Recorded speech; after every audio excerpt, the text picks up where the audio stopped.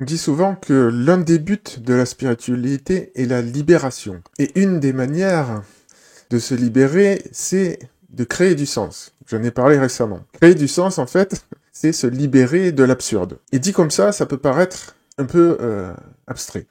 Qu'est-ce que l'absurde? Je vais vous donner deux exemples. Il y a deux manières d'aborder ce qu'est l'absurde.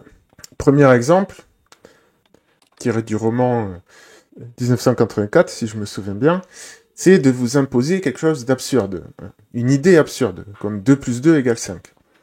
Et il y a un film absolument génial à ce sujet, si vous connaissez pas, Terry Gilliam, Brasil. Ce film est pile poil dans la thématique de cette vidéo. C'est le film emblématique, j'ai envie de dire. Donc ça, c'est la première manière. Et la deuxième manière, c'est de faire des choses inutiles. Creuser un trou, reboucher un trou. Notre esprit, si on vous impose ça, va se dire, à quoi ça sert? C'est très difficile à supporter l'idée qu'on fasse un effort pour rien, strictement pour rien. C'est aliénant. En fait, si ça vous arrivait, votre esprit essaierait de trouver des justifications, de dire, je fais ça pour telle raison, ça sert à telle chose. Donc si nous vivions dans une religion, sous la coupe d'une religion, sans qu'elle ne soit assumée en tant que religion et qui nous impose de faire des choses absurdes. Ce serait une libération de s'en rendre compte et ce serait le rôle d'une spiritualité de nous aider à s'en rendre compte, à recréer du sens. Donc en identifiant ce qui détruit le sens. Bon et bien, si je vous disais que le mot travail, étymologiquement, vient du latin tripalium, qui est ceci, un instrument de torture.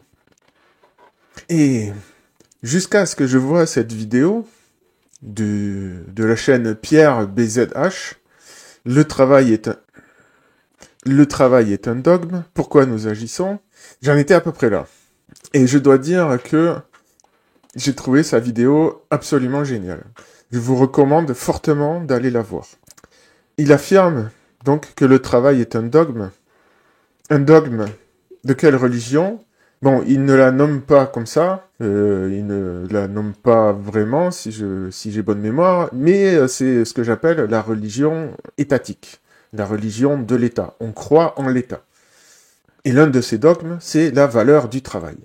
Alors attention, je précise d'entrée de jeu que il fait une distinction entre le travail et l'activité, ou l'œuvre, ou l'ouvrage, si vous voulez. Il ne s'agit pas, comme le font certains, de faire l'éloge de la paresse. En fait, c'est même l'inverse, en tout cas pour moi. J'aime, alors je vais pas dire travailler, mais j'aime être actif. J'aime produire des choses. J'aime faire des choses qui me semblent utiles. D'ailleurs, on pourrait parler éventuellement de sa forme moderne, qui est le salariat. C'est point que n'aborde pas Pierre dans sa vidéo, mais bon, ça change pas grand-chose. Donc il trace l'historique de comment le travail est perçu depuis l'Antiquité jusqu'à nos jours, et comment ça a évolué, et pourquoi ça a évolué. Qui est intervenu pour faire changer la conception que l'on a du travail, qui n'était pas du tout valorisée dans l'Antiquité. C'était une nécessité, mais c'était pas un but en soi. Et ça ne procurait aucune valorisation sociale. On ne gagnait pas du statut parce qu'on travaillait. Et ce que j'ai énormément apprécié, c'est qu'il repart de l'animal. Donc je vous mets un petit extrait, et après on va discuter des conséquences pratiques de tout ça. Et des autres travaux convergents vers cette même idée d'une religion étatique et de ce qu'elle nous impose, sans s'assumer en tant que religion. Ce qui ne la rend que plus pernicieuse et plus aliénante, finalement. L'aliénation moderne, c'est précisément d'avoir moralement sacralisé le travail contrainte, alors que l'économie nous prouve qu'il n'a de valeur que s'il sert une utilité. Chez les animaux sociaux, l'utilité se définit par une symbiose, une interdépendance adaptative entre l'individu et le groupe. Dans une société complexe, le marché est le lieu d'information dans lequel nous pouvons signaler cette utilité partagée. Mais que se passe-t-il quand ce système d'information est brouillé et qu'il récompense l'inutile? La décorrélation entre l'utilité et l'effort a conduit à ce que l'anthropologue David Graeber a brillamment décrit à travers le concept des bullshit jobs, les emplois à la con, des emplois inutiles mais psychologiquement destructeurs. Il cite notamment le conseil, les services juridiques, les assistants personnels, les lobbyistes, la production d'une énième présentation PowerPoint ou encore les réunions de team building, des tâches vides de sens, déconnectées de toute utilité réelle qui épuisent le salarié sans rien produire de tangible. Dans un sondage d'Opinionway de 2023, 47% des jeunes salariés déclaraient qu'il leur arrive de faire semblant de travailler. Ouais, j'ai connu ça, moi, dans ma carrière. Je l'ai connu personnellement. J'ai vu des gens à qui ça arrivait aussi. C'est difficile de mesurer l'ampleur réelle du phénomène. Surtout que il y a, d'une part, la glande, c'est une chose, mais il y a d'autre part, surtout, les tâches inutiles. Les réunions qui n'en finissent pas, qui servent à rien, des manques d'efficacité à plein d'endroits. Et puis il y a vraiment le côté, on est pris dans un espèce de giga engrenage dans certaines boîtes, où on se demande vraiment à quoi on sert. Hein. Donc tout ça, ça rejoint d'autres travaux, notamment donc David Graeber, qui est connu pour son livre « Dette 5000 ans d'histoire », qui n'est pas super facile à lire, mais qui est vraiment passionnant. Il explique que la création de la monnaie, c'est pas du tout on part des coquillages, ensuite on fait du troc, et puis après on invente la monnaie métallique et tout ça. C'est pas du tout comme ça que ça s'est passé en vrai. Donc il était anthropologue, hein, c'était son métier, et il dit que ça c'est un mythe qui a été inventé par les économistes de la Renaissance, qui n'avaient pas les connaissances anthropologiques qu'on a aujourd'hui. Donc bon, voilà, ils ont inventé des fictions pour combler les trous, quoi. Et ce bouquin, alors quand je l'ai lu, j'étais un peu frustré parce que le livre est pas très structuré. Donc j'ai fait tout un travail derrière pour remettre ces idées au clair, et ça aboutit à ce schéma que j'avais créé à l'époque. Je vais pas tout commenter, ça serait beaucoup trop long, il y a de quoi faire une conférence derrière, que j'avais fait d'ailleurs à l'époque. Mais grosso modo, l'économie commence par le don. En fait, les choses qu'on met en commun, j'ai trop de tomates, elles vont se perdre, je te les file, à charge de revanche. Et puis, petit à petit, ce système-là se complexifie, on rajoute les dettes, et au fur et à mesure que la société se complexifie, à un moment donné, les dettes, en fait, il y a des périodes, malheureusement, dans la vie où, pour survivre, quelqu'un nous a aidés, nous a donné son surplus de récolte, parce que notre récolte a été foutue, je sais pas, ça peut être des bêtes, ça peut être une inondation, enfin, il y a plein de raisons. Et là, c'est là où ça commence à pas très bien se passer, parce que un échange, à force, c'est difficile de remonter la pente une fois que on a passé un mauvais hiver, par exemple, et qu'on a dû emprunter de la nourriture, beaucoup de nourriture pour survivre. Après, il faut produire 2 fois plus pour rattraper le coup. Et c'est là où, en fait, les gens se retrouvaient dans des cercles vicieux. On pourrait parler de surendettement de l'époque, et donc, là, ça bascule dans, tu vas me repayer avec ta vie, quoi. À l'époque, c'était comme ça, hein, ça rigolait pas. Donc, système de domination qui se greffe sur ce système de dette. Et puis au bout d'un moment, ils finissent par se dire, ouais, mais bon, c'est bien de dominer les gens, c'est cool, on a de la main-d'œuvre gratos et tout, mais ils ont quand même tendance à se révolter régulièrement. Donc, il y avait les jubilés, mais les annulations de dettes, mais après, ils se sont dit, bon, ça serait quand même mieux si on arrivait à avoir un système où les gens sont plus dociles. Et ça, c'est le système dans lequel on est maintenant, en fait. Et c'est de ça dont parle la vidéo de Pierre. Comment la notion de travail a évolué, comment elle a été travaillée, retravaillée, pour être acceptée socialement comme une vertu. Et ça rejoint ce que dit Pierre, les travaux de ce livre qui m'a, qui m'a bouleversé à l'époque, quand je l'ai lu, donc de Sovereign Individual, l'individu souverain, qui explique, c'est la première fois que j'ai lu cette idée formulée de manière aussi claire, que la religion étatique est la religion qui remplace l'ancienne religion théiste, le christianisme pour nous.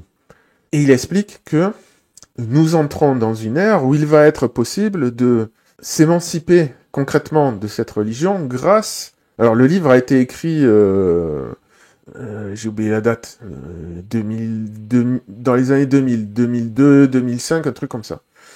Et donc ils expliquent, c'est vraiment un livre prophétique, hein, pour le coup, que donc les gens pourront se libérer de la tutelle ou de l'emprise plutôt de l'État grâce aux cryptos. Les cryptos n'existaient pas à l'époque. Et en fait, c'est pour ça que j'emploie le mot prophétique. Il est fort possible que ce livre ait inspiré Satoshi Nakamoto, le créateur du Bitcoin. On ne sait pas, mais bon, ils ont eu un flair incroyable, hein, franchement. Ils ont décrié ce qui se produirait dans les années après les cryptos, 2010 jusqu'à maintenant, d'une manière vraiment visionnaire. Hein. Donc aujourd'hui, quand je vous parle de refonder une nouvelle spiritualité, j'inclus dedans un volet financier. Je parle de liberté d'entreprendre et de liberté financière. Et c'est pas du tout raccord avec la spiritualité telle qu'elle est enseignée à droite à gauche quand je sais pas, quand vous allez dans des cours de yoga ou autres, enfin dans les formes de spiritualité en tout cas non religieuses, on va pas vous parler de cours de business, de marketing et je ne sais quoi ou dans quoi investir. Et pourtant, ça fait partie pour moi intégralement de la spiritualité, d'une part parce que c'est le moyen de se libérer de la religion étatique que l'on nous impose, et d'autre part, le fait d'avoir la liberté financière, c'est aussi un des piliers qui permet d'avoir la liberté de penser. C'est beaucoup plus difficile de dire ce qu'on pense à quelqu'un, si ce quelqu'un, c'est notre patron, et qu'il peut nous mettre à la porte, et que derrière, on doit payer un crédit pour rembourser la maison, etc., etc. Donc, c'est un des aspects qu'il y a derrière la notion de travail. Il y a le salariat, c'est une chose, mais il y a aussi tout le système qui va avec. Aujourd'hui, le fait de s'endetter quand on est jeune pour avoir une maison nous oblige, en fait, à supporter des contraintes ou des travails absurdes, ne serait-ce que pour payer les intérêts de la dette. Hein, cette dette-là, hein, qui est la même depuis le départ. Alors, attention, à l'époque, la dette, hein, c'était pas fun, hein, c'était vraiment de l'esclavage.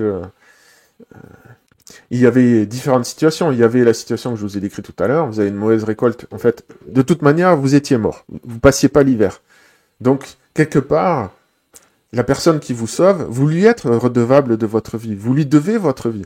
Il y avait une autre situation aussi, c'était quand vous perdiez à la guerre. Vous avez perdu, le vainqueur, il fait ce qu'il veut de vous. S'il veut, il vous élimine. Donc, s'il le fait pas, vous êtes redevable de votre vie à la personne. Donc, quelque part, l'esclavage, c'était ça au départ. Et en plus, il y avait dans l'Empire romain la possibilité de s'émanciper. Alors, je connais pas les règles exactes, je sais pas si c'était pour tout le monde, mais c'est pour dire que il faut pas juger ça avec le regard de notre époque et se dire oulala, c'était des barbares machin. Non, ils avaient pas l'eau courante, ils avaient pas l'électricité, ils avaient pas inventé l'agriculture moderne, les tracteurs, donc c'était comme ça à l'époque. Voilà, ils faisaient comme ils pouvaient. C'est pas qu'ils étaient meilleurs ou pires que nous. Hein. Et nous aussi, même à l'époque moderne, ça ne nous empêche pas de faire des horreurs quand la situation se tend. Donc c'est pour ça que j'insiste là-dessus. Hein. Mais il n'empêche que il y a une filiation entre cette idée d'esclavage, de dette, tout ça c'est relié, de salariat. Et la vidéo de Pierre décrit une trame. Donc moi je rajoute quelques compléments là, mais décrit une trame narrative, un arc narratif par rapport à ça. Et vraiment sa vidéo est brillante. Donc voilà pourquoi, selon moi, c'est important de comprendre cette notion et de réaliser que nous sommes dans une forme de religion, le culte de l'État, qui nous impose des choses absurdes. Et le travail de bureaucrate, la flèche ne pointe pas vers là, hein, c'est pour ça que je décale, le travail de bureaucrate en fait partie. Hein. Et je dis ça, j'y ai participé, hein, donc je ne jette pas la pierre à ceux qui le font. Après, si vous n'avez pas d'autres solutions, voilà, c'est comme ça. Donc comment on se libère de tout ça? Bon, déjà, il faut comprendre ce système-là. Et je fais une micro-parenthèse. sur ce bouquin, Le viol de l'esprit. Donc là aussi, on parle de spiritualité et de guerre cognitive, de guerre spirituelle. C'est pas... Il y a une vision de la guerre spirituelle un peu, comment dire, un peu naïve. Les gens, ils se mettent dans leur coin, ils se réunissent pour faire des prières et puis ils essaient d'influencer, d'envoyer de la lumière, des trucs comme ça. D'envoyer de la lumière, de l'amour autour du monde. Et puis de l'autre côté, il y aurait des gens mal intentionnés qui se réunissent dans des sociétés secrètes, encapuchonnés, dans des caves, et en fait qui font l'inverse. Bon, ça c'est la vision naïve de la chose. En vrai, la guerre spirituelle, elle existe. Donc ce bouquin, Le viol de l'esprit par Juste Merlou, et quand je l'ai lu, ça a été une bombe. Bon, tous les bouquins dont je vous parle là-dedans, c'est des bombes. Bah, qu'est-ce que je vous dise? Ce bouquin, en fait, révèle, quand je l'ai lu, en fait, le bouquin explique les techniques de contrôle de l'esprit utilisées par les États. Alors là, c'était en période de guerre, donc c'était des méthodes dures, hein, vraiment très dures. Mais quand je l'ai lu, j'ai eu un choc. Parce qu'en fait, qu'est-ce que les États utilisent pour briser l'esprit des gens? Ils utilisent l'isolation, ils utilisent la faim et d'autres techniques. Et en fait, j'ai reconnu les méthodes qu'on utilise dans la spiritualité pour s'auto-transformer nous-mêmes, pour créer des fenêtres de plasticité dans le cerveau pour le reprogrammer. En fait, les outils de la spiritualité, certains des outils du yoga, le jeûne, ça fait partie des outils du yoga.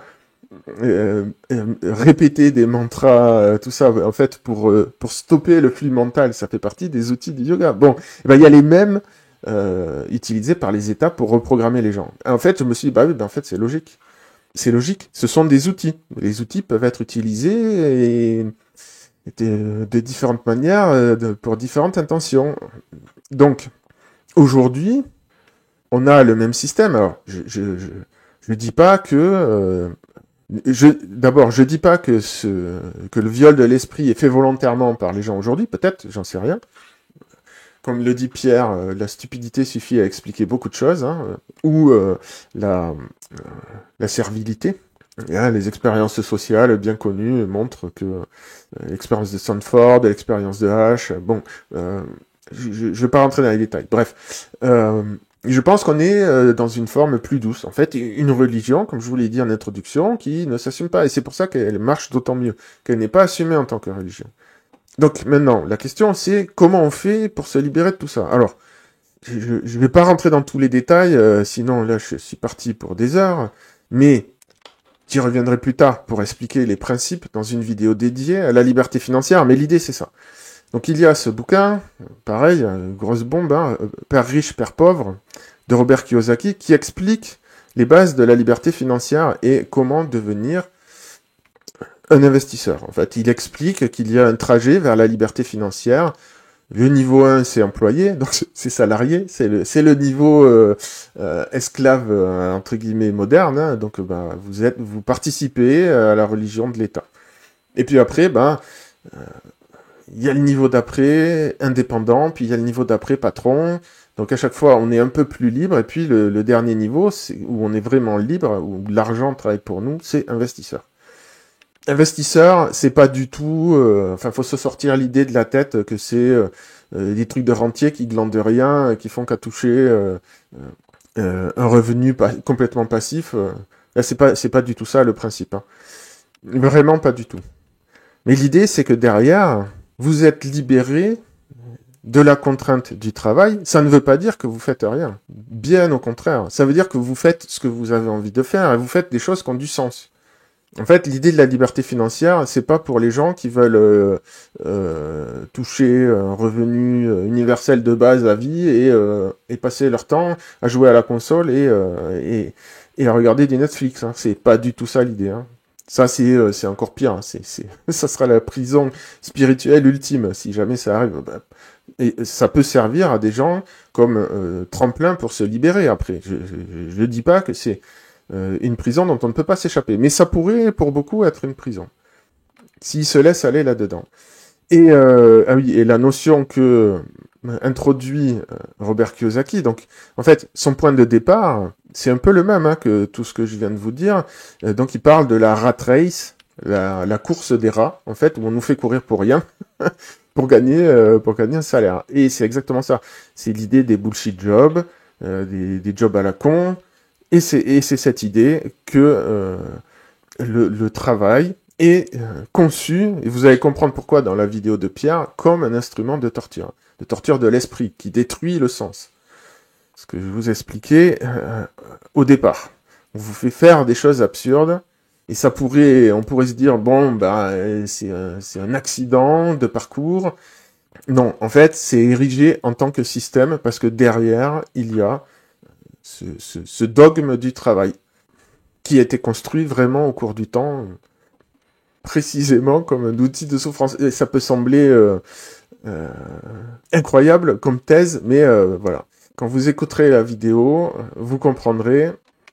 Et je pense que tout ce que je raconte, en fait, je pense que c'est intuitif pour beaucoup de monde. On ressent cette aliénation moderne.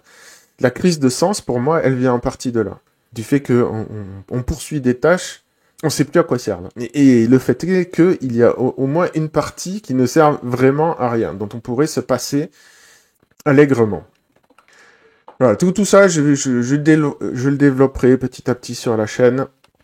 Mais il faut que j'introduise les sujets progressivement, parce que, voilà, si je me mets à parler de liberté financière, comme ça, sans expliquer d'où ça vient, les gens vont me dire, mais c'est quoi le rapport, tu nous parles de spiritualité, réconcilier science et spiritualité, et là, tu viens nous parler de liberté financière, ça n'a aucun rapport. Bon, voilà.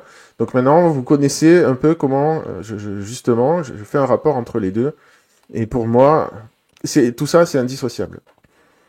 Et aujourd'hui, nous sommes dans une période, à cause de l'arrivée des technologies numériques, qui vont bouleverser l'ancienne religion, un peu comme l'imprimerie a bouleversé la religion chrétienne au Moyen-Âge. Aujourd'hui, Internet a le même effet sur la nouvelle religion qui est l'État. Donc il y aura quelque chose d'autre qui va remplacer derrière, qui est en cours. J'ai une vidéo très importante qui arrive sur une nouvelle technologie que vous connaissez pas. Donc là, il y a les réseaux sociaux, Bitcoin et les IA. Et il y a une quatrième techno là qui arrive, qui est en cours de développement, dont je vais vous parler bientôt. Vous allez comprendre aussi que il y a beaucoup de choses qui vont changer dans les années à venir. Hein. Donc voilà, s'il y a des sujets comme ça intéressants, n'hésitez pas à me les soumettre. Je ferai éventuellement des vidéos commentées dessus. S'il y a des sous-sujets là qui vous ont interpellé, que vous voulez que je développe, si vous voulez que je développe ça, par exemple, j'en sais rien si ça vous intéresse, vous me le dites et j'en tiendrai compte pour mes futures vidéos. Et sinon, voilà, likez, commentez, partagez, comme d'habitude. Et pour cette fois, allez voir la vidéo de Pierre. Vraiment hyper intéressante.